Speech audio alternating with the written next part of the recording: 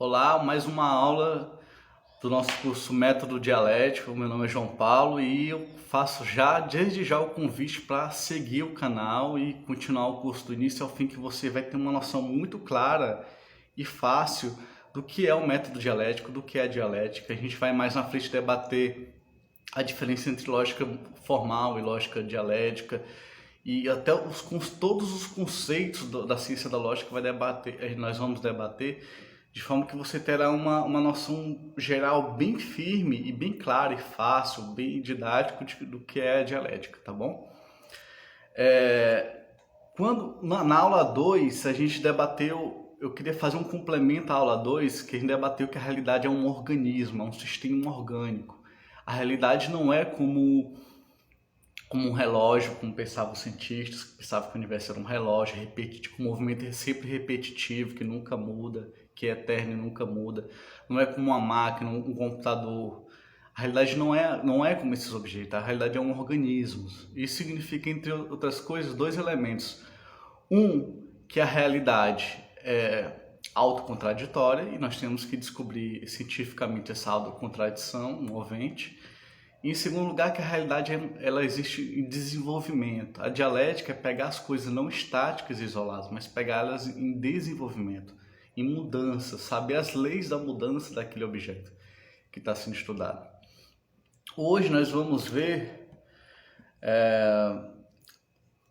as fontes, a questão com quais fontes nós vamos trabalhar e a questão do espaço e do tempo na pesquisa, né? Na questão das fontes, aqui está minha gata, sempre participando ao vivo. Agora, a questão das fontes, o que tem divulgar na ciência oficial, o que pode se chegar ao vulgar, é dizer assim, com quais fontes você vai trabalhar. Aí o pesquisador escolhe fontes qualitativas, fontes quantitativas, escolhe ou estatísticas ou entrevistas. Ele se dá o direito de escolher com quais fontes vai se apropriar daquele objeto de pesquisa, e isso está errado. Para a dialética, não cabe ao pesquisador, para o método dialético, não cabe ao pesquisador dizer com qual método, com quais fontes ele vai contar. Ele conta com todas as fontes possíveis, porque a intenção é aprender o objeto em sua totalidade, com maior exatidão possível. Então, se você pode aprender dados estatísticos, você vai aprender dados estatísticos. Se você tem ali apoio de entrevistas, por exemplo, de imagens, você vai lidar com imagens. Toda fonte é útil para a dialética e, de certa forma, toda fonte é obrigatória. Não é uma escolha do sujeito, mas é uma escolha do objeto. O objeto é que diz como a gente vai descobrir que ele é.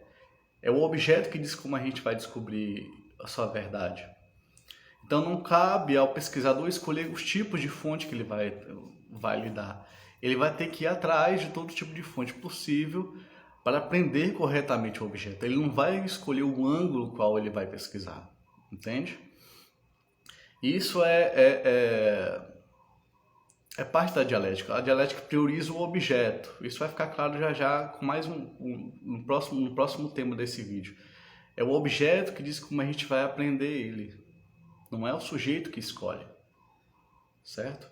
Então é uma crítica a certas posturas científicas e mostra mais uma vez que a dialética é superior, né, é mais exigente.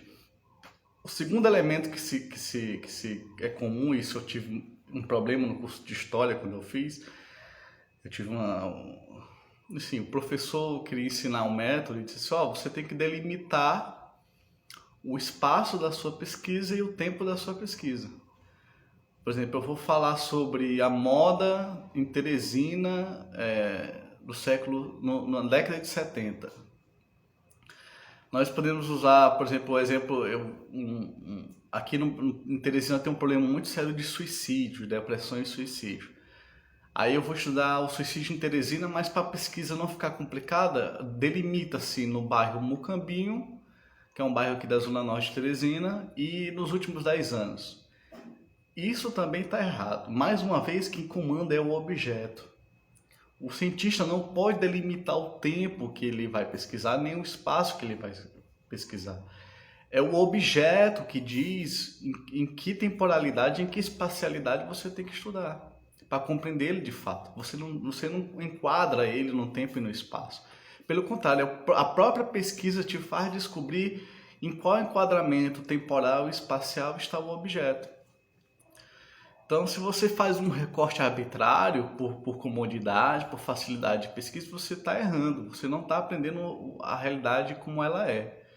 Você tem que deixar o objeto dizer o tempo que ele vai ser pesquisado. Aqui eu queria fazer um convite que eu devia ter feito no início do vídeo, para ler o meu livro, A Crise Sistêmica. É um livro muito bom, modéstia à parte, e que eu uso o método dialético para chegar às conclusões dele. Ele está gratuito, o link aqui embaixo para você ler. É um livro que explica o capitalismo hoje. Por exemplo, eu parto da década de 70, eu tenho um foco mais ou menos na década de 70 até os dias atuais, e apontando para o futuro das próximas décadas, não por escolha minha. Não foi eu que escolhi fazer esse corte temporal, foi o objeto que mostrou uma mudança a partir da década de 70. Não foi arbitrário. Então eu não podia começar pela década de 90, por exemplo, e começar tudo pela década de 90, ou pelos anos 2000, por uma escolha arbitrária.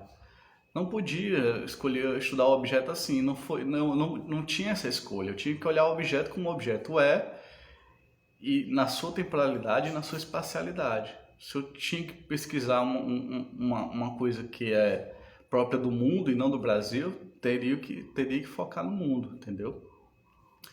Então eu não posso escolher. Porra, um avião bem na hora do vídeo é foda.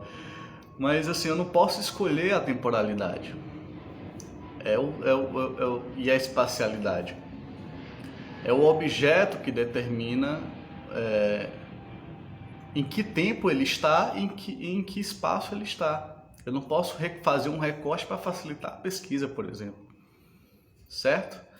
Então, essa a nossa aula. Deu 7 minutos.